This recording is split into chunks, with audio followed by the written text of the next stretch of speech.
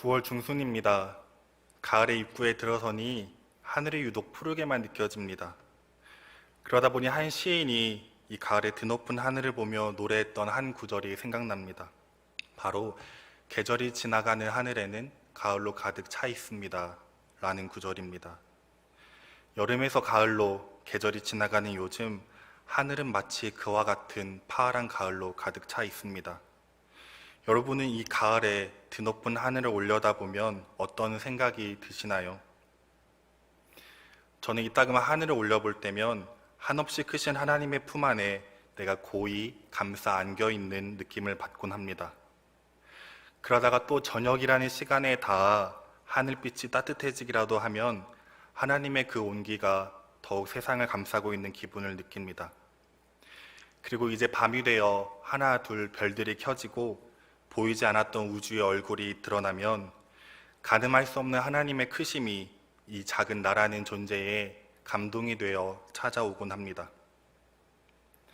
그런데 하나님의 광대하심과 그 숨결을 느낄 수 있는 것이 비단 이 하늘뿐일까요? 우리는 풀과 꽃과 주변의 작은 생명들에게서도 심지어 호흡하지 않는 작은 돌들에게서도 하나님의 그 호흡을 느낍니다. 우리가 그럴 수 있는 이유는 그 모든 것들엔 생명이 깃들어 있기 때문이요. 하나님을 신앙하는 우리들은 그 생명의 근원이 하나님으로부터 비롯되었다고 고백하기 때문입니다. 그렇게 우리는 이 만물들에게서 심지어 호흡하지 않는 돌들에게서도 그것을 창조하신 창조주 하나님의 숨결을 느낍니다. 하나님은 태초에 말씀으로 천지를 창조하셨습니다. 빛과 어둠, 물과 뭇, 초목과 하늘의 광명체, 그리고 그 공간 안에 살아가는 생동력 있는 수많은 생명들. 하나님은 그것들을 향해 말씀하십니다. 그런데 하나님께서 창조하신 이 말씀이라는 방법은 조금 특별했습니다. 땅, 하늘, 바다 이렇게 이름만을 호명하시자 창조된 것도 아니요, 하늘은 이렇게 생기고 땅은 이렇게 생기고 바다는 이렇게 생기고 초목은 이렇게 생기며 하시며 그것들을 설명하시자 창조된 것도 아니라 바로 명령하셨습니다. 즉 이렇게 되어라 라고요. 그리고 그것들은 하나님의 그 명령에 따라 빛이 되고 하늘이 되고 묻과 물이 되는 등 즉각 그렇게 되어갑니다. 그런데 하나님이 했던 이 명령이라는 방법은 우리에게 조금 특별한 의미를 가져다 줍니다.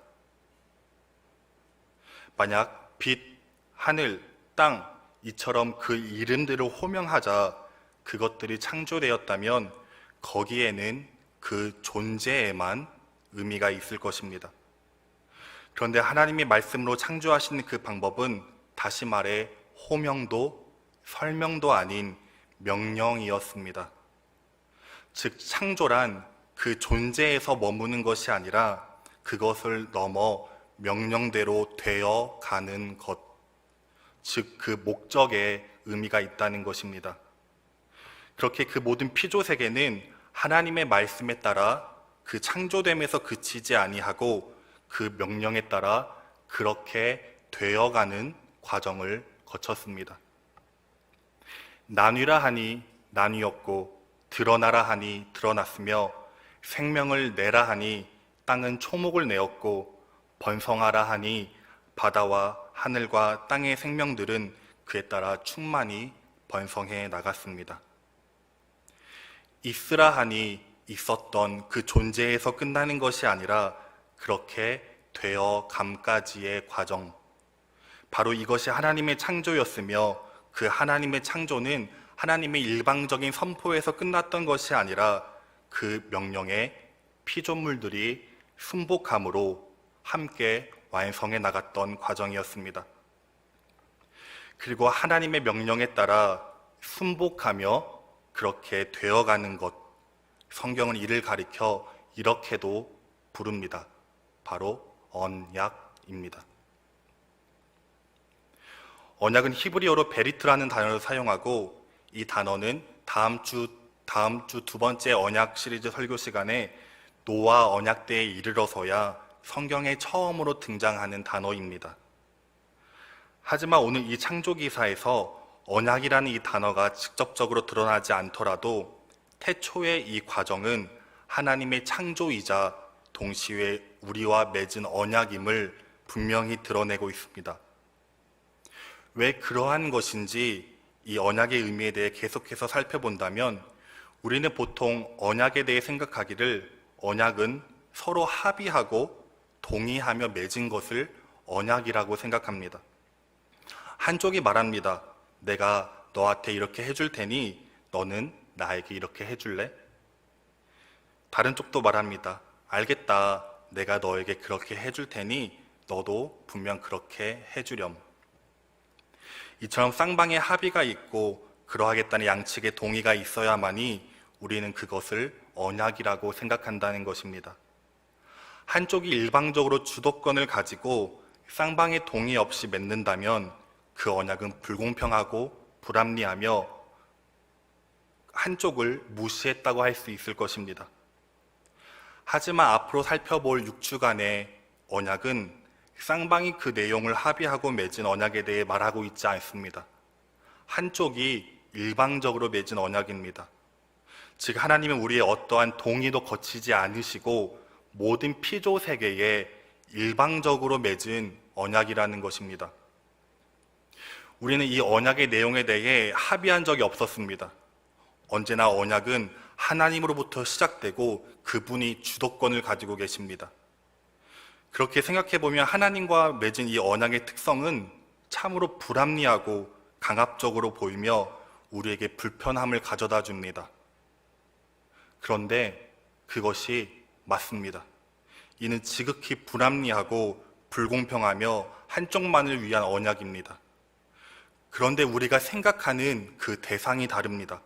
즉 우리에게 불합리하고 우리에게 불공평한 언약이 아니라 하나님에 대해 불합리하고 하나님에 대해 불공평했으며 하나님 자신을 위해 맺은 언약이 아닌 오히려 우리를 위해 맺은 언약이라는 것입니다. 왜냐하면 쌍방이 언약을 맺었다면 네가 이렇게 하지 않으면 나도 이렇게 하지 않겠다가 되었을 것입니다. 즉 한 명이 깨뜨리면 같이 깨지게 됩니다. 그래야 양측의 공평한 언약이 되겠죠. 하지만 이 일방적인 언약은 네가 이렇게 하지 않다 하더라도 나는 끝까지 너를 기다리며 이렇게 되어주겠다는 것입니다. 이는 한쪽은 변하고 한쪽은 그것을 망각하며 한쪽은 손쉽게 그것을 버릴지라도 다른 한쪽이 그 언약을 끝까지 붙잡고 기억한다면 더구나 그 존재가 영원하신 하나님이라면 이는 파기되지 않는 영원한 언약이 되는 것입니다.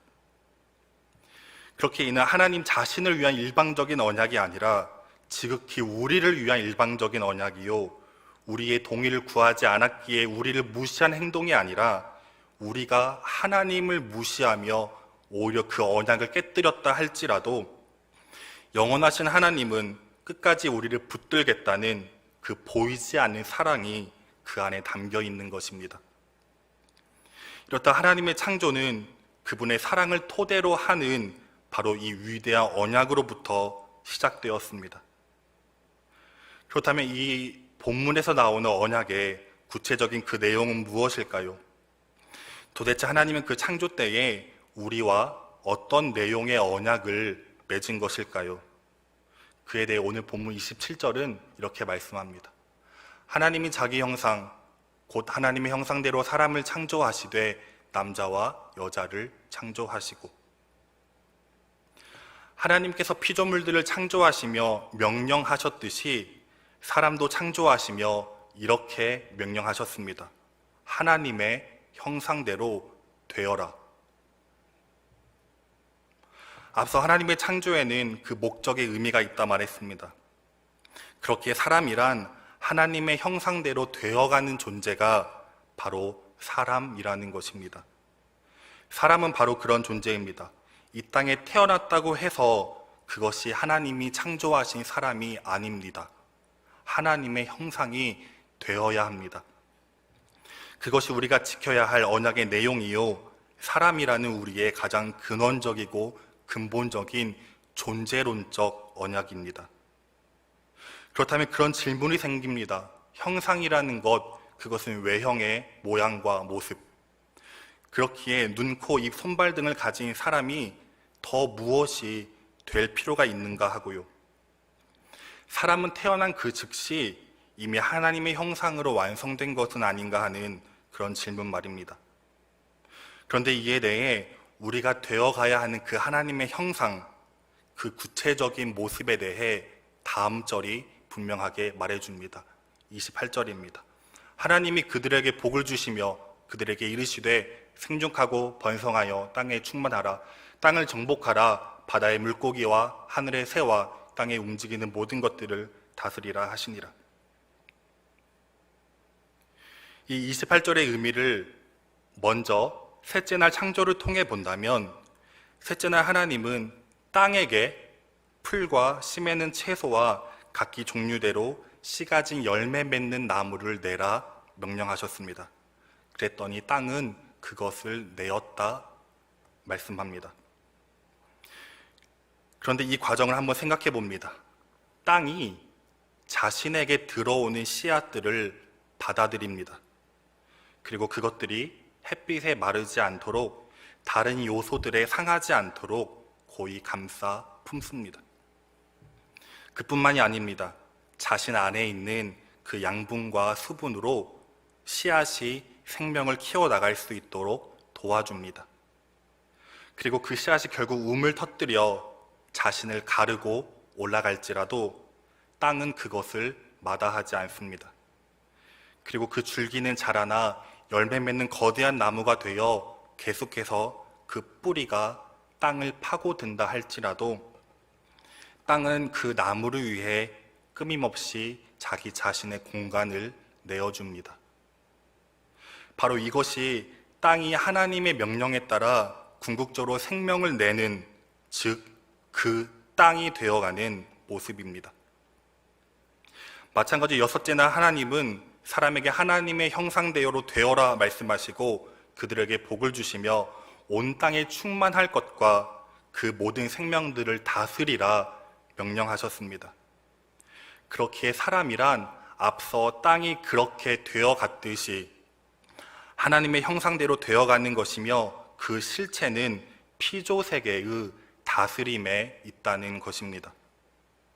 그것이 우리에 대한 하나님의 명령이며, 사람은 그렇게 하나님의 형상대로 피조세계를 다스리겠다며 하나님과 언약을 맺었습니다. 이것이 바로 하나님과 인간이 맺은 그 창조 언약입니다. 그렇다면 이 다스림이란 무엇일까요?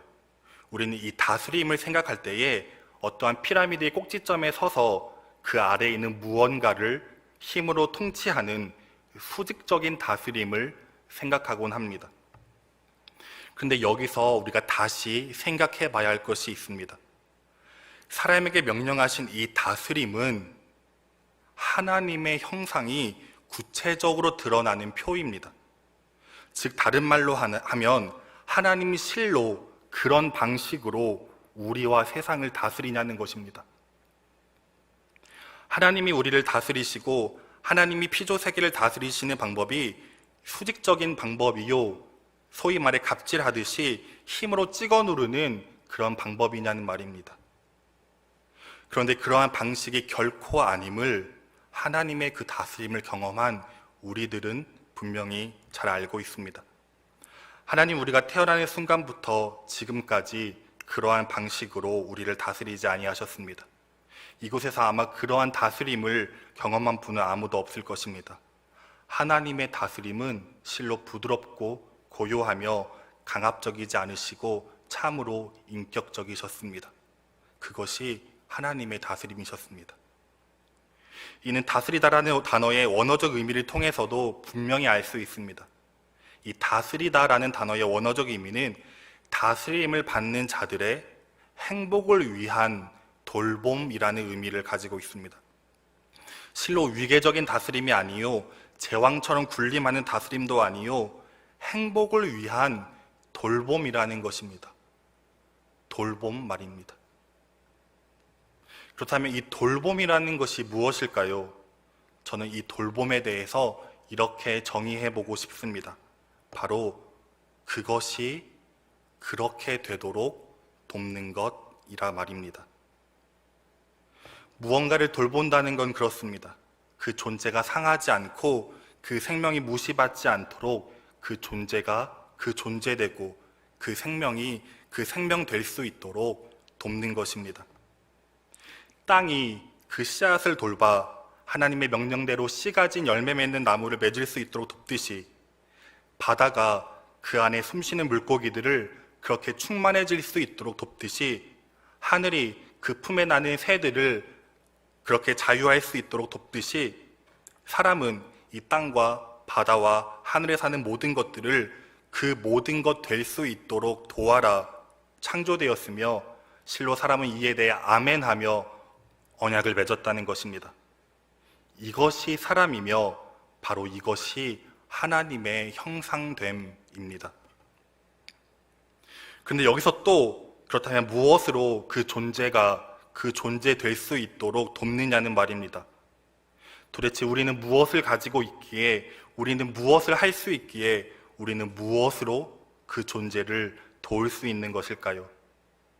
그런데 여기서 다시 하나님과 우리가 맺은 그 언약을 살펴봅니다. 앞서 말했듯이 하나님이 우리와 맺은 언약은 실로 하나님이 아니라 우리를 위한 언약이라 말했습니다. 그렇게 하나님께서는 아무것도 하지 않으신 채로 우리에게만 하나님의 형상이 되라 말씀하지 아니하시고 하나님도 우리에게 이런 존재가 될 것이다 말씀해 주셨습니다. 즉 창조 언약이란 사람아 너는 하나님의 형상이 되어라 그리고 나는 너에게 이런 존재가 될 것이다 하신 것입니다. 그렇다면 하나님이 우리에게 되겠다 하신 것 그것은 무엇일까요? 이에 대해 성경은 이렇게 말씀합니다. 창세기 1장 1절입니다. 태초에 하나님이 천지를 창조하시리라. 하나님은 자신을 계시하신 이 성경의 가장 처음에 우리에게 이미 이렇게 말씀하셨습니다. 바로 나는 너의 창조주다 라고요. 나는 언제나 너의 생명이며 무한한 생명이고 영원한 생명이다. 그러므로 나는 너에게 그 영원하고 무한한 생명의 근원이 되어 주겠다. 그러니 너도 그렇게 생명이 생명될 수 있도록 도와라. 그리고 이에 대해 사람은 아멘하였고 바로 이것이 하나님이 우리와 맺은 그 창조 언약의 온전한 실체입니다. 그렇게 우리가 무엇으로 그 존재가 존재될 수 있게, 무엇으로 그 생명이 생명될 수 있게 도울 수 있을까요? 그에 대한 답은 바로 여기에 있습니다. 바로 영원한 생명 되시는 하나님을 통하여서입니다. 그리고 그 방법에 대해 더욱더 구체적으로 하나님은 창조의 과정을 통해 이미 우리에게 보여주시고 알려주셨습니다. 존재가 그 존재되고 생명이 그 생명되는 것, 그것은 바로 하나님의 말씀으로 라고요. 하나님이 말씀하시자 그것은 그렇게 되었습니다. 즉 이는 하나님의 말씀을 그 안에 품고 있는 사람이 그것이 될 수 있도록 도울 수 있다는 것입니다. 그리고 실로 그러했던 사람이 있었습니다. 진실로 그 말씀을 마음에 품어 생명을 생명되게 하고 존재를 존재되게 했던 사람, 그것으로 실로 하나님의 형상이라 일컬음 받았던 사람, 성경은 그 사람에 대해 이렇게 말씀합니다. 빌립보서 2장 6절입니다. 그는 근본 하나님의 본체시나 하나님과 동등됨을 취할 것으로 여기지 아니하시고, 히브리서 1장 3절입니다. 이는 하나님의 영광의 광채시요 그 본체의 형상이시라. 그의 능력의 말씀으로 만물을 붙드시며 죄를 정결하게 하는 일을 하시고 높은 곳에 계신 지극히 크신 이의 우편에 앉으셨느니라. 골로새서 1장 15절입니다. 그는 보이지 아니하는 하나님의 형상이시요 모든 피조물보다 먼저 나신 이시니. 고린도후서 4장 4절입니다. 그 중에 이 세상의 신이 믿지 아니하는 자들의 마음을 혼미하게 하여 그리스도의 영광의 복음의 광채가 미치지 못하게 함이니 그리스도는 하나님의 형상이시라. 실로 하나님의 형상이셨던 분, 그것은 바로 우리 주 예수 그리스도이십니다. 예수 그리스도는 죄로 말미암아 우리가 잃어버렸던 하나님의 형상을 다시 회복시키기 위해 오셨습니다. 우리가 가야 할 방향과 참 인간된 모습을 상실한 우리를 위해 여기 바로 그 하나님의 형상이 있다며 보여주시고 알려주셨습니다. 요한복음이 말씀하듯 그분은 말씀이 육신이 되신 분이시요, 그렇게 그분은 그 말씀으로 생명을 생명되게 하셨던 사람, 바로 그 사람 중에 사람, 참 사람이셨습니다. 생명을 생명되게, 존재를 존재되게 하는 것이 아니라 오히려 생명의 호흡을 빼앗고 그 존재를 억누르고 지배하며, 호흡은 하고 있으나 본래 지으신 사람이라 할 수 없는 이 썩은 자들의 세상에서 예수님은 홀로 참 사람으로서 그 창조 언약대로 살아가셨습니다. 그렇게 우리는 이제 봅니다. 우리의 목적, 우리가 돌아가야 할 방향, 우리가 회복해야 할 그 하나님의 형상, 바로 우리 주 예수 그리스도를 말입니다. 우리는 이렇듯 예수 그리스도와 같이 진실로 생명이 생명되도록 참 사람이 되어 살아가야 할 존재들입니다. 하지만 지금 사람은 그 하나님의 형상을 너무나도 잃어버렸습니다. 신음하는 땅과 하늘과 바다, 우리는 이 피조세계의 탄식과 고통을 절실히 듣고 있습니다. 뿐만 아니라 뉴스와 주변에서 들려오는 소식들, 이는 생명을 파괴하고 그 존재에 해를 입히는 하나님의 형상을 잃어버린 사람들의 모습입니다. 어린이, 청소년, 성인, 노인의 할 것 없이 존재의 돌봄이 아닌 존재의 파괴를 일삼는 모습들과, 때론 그것을 즐기며 과시하며 사람을 사람 아래 두는 것을 자랑하며 그것을 가십거리로 삼는 사람들에게까지, 그것은 사람으로 존재하나 성경이 말한 사람이 되지 못한 모습들입니다. 빛바랜 하나님의 형상이요, 사람이 아닌 사람들의 모습입니다. 그리고 우리도 돌아봅니다. 우리는 과연 이러한 무리에서 얼마나 자유롭다 할 수 있을지를요. 우리는 과연 호흡하며 살아있는 사람일까요?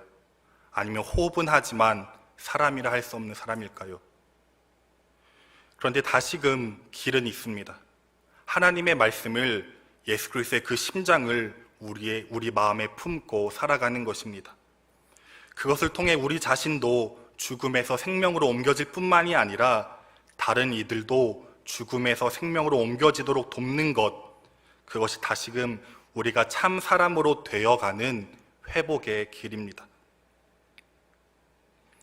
그리고 저는 바로 이와 같은 것을 보고 경험한 적이 있었습니다.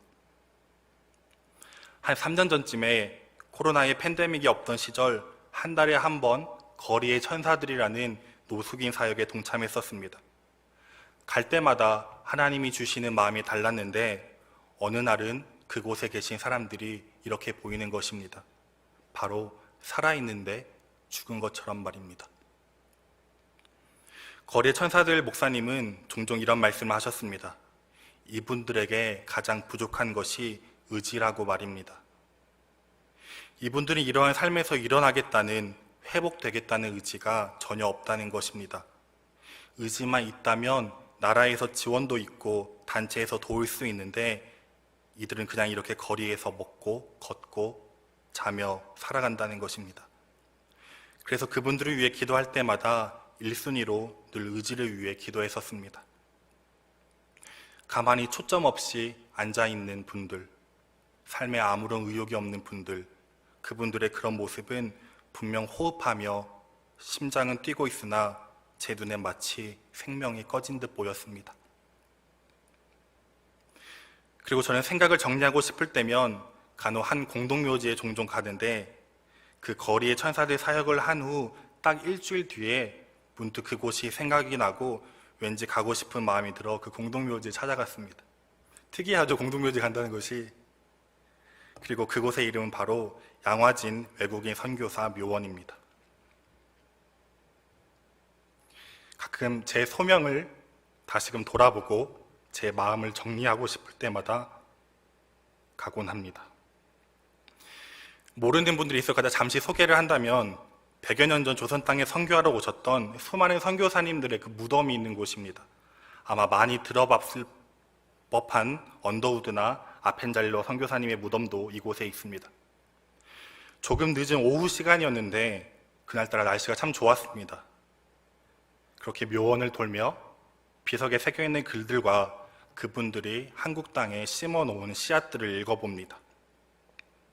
정말 작은 그 씨앗들이 100여 년이 흐른 후 눈에 보이게 돋아났습니다. 그리고 그 돋아난 씨앗 중 하나는 바로 저겠죠. 그러다가 한 묘비글에 발걸음이 멈추며 시선이 멈추었습니다. 이렇게 적혀 있었습니다. 날이 새이고 흑암이 물러갈 때까지. 날이 새이고 흑암이 물러갈 때까지. 짧은 글이었지만 그가 무엇을 바랬고 무엇을 소망했으며 무엇을 위해 싸웠는지, 또 이 이뿐만이 아니라 이곳의 수많은 선교사들이 무엇을 위해 살았는지 제 존재를 관통하며 깨달아지는 순간이었습니다. 그 순간 저는 한 주 전에 그 노숙인 사역 때 경험했던 것과 대비되는 경험을 하였습니다. 지난주 그 장소는 분명 살아있지만 생명을 느낄 수 없었던 장소라면 이곳은 분명 죽었지만 발산하는 그 생명력을 가득히 느낄 수 있는 현장일 말입니다. 그리고 제가 이곳에 오고 싶은 마음을 갖게 해 하나님이 이 대비되는 두 가지를 알려주려 했다는 생각이 들었습니다. 이곳은 양화진 외국인 선교사 묘원이라 이름합니다. 틀림없이 이곳은 소위 말하는 공동묘지입니다. 사람이 죽어 묻힌 곳입니다. 그 말은 즉 생명이라는 것을 전혀 느낄 수 없는 침묵만이 존재하는 장소라는 것입니다.